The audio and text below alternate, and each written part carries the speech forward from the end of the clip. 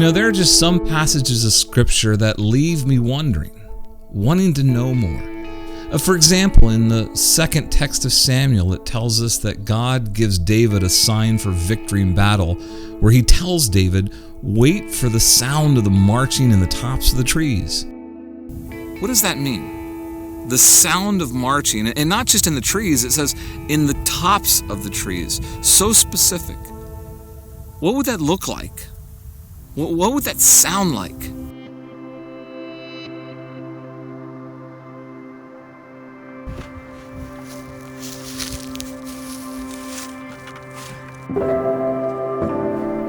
I've always held that what God was referencing was the wind.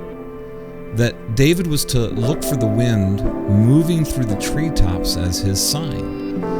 Not just because wind can and does sound like marching, but because it would be in line with the rest of the Scriptures, where the wind is often a key reference to the Spirit.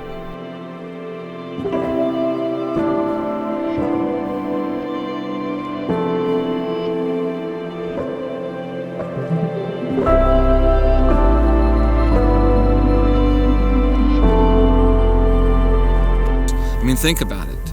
When Jesus is talking to a man about what that's like to know his presence and his Spirit, he tells him, he says, think of the wind.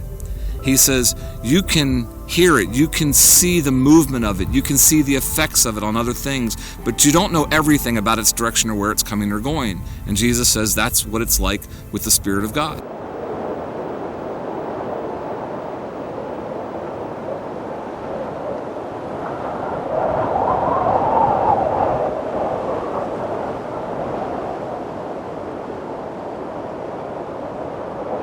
It makes sense, because we don't actually see wind, do we? What we see are the effects of wind.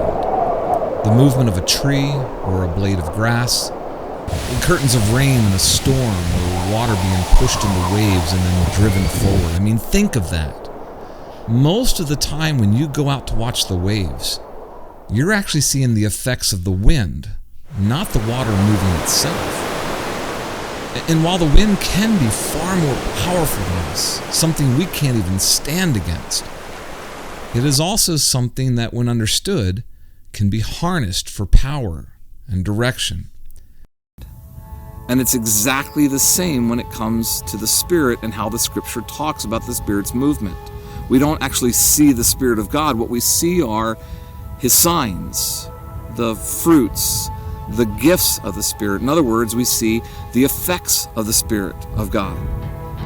I don't think we give enough focus or attention to the Spirit of God like we're supposed to, which is odd considering how important His role is in the New Testament. The question for us is, do we display His effects in our lives?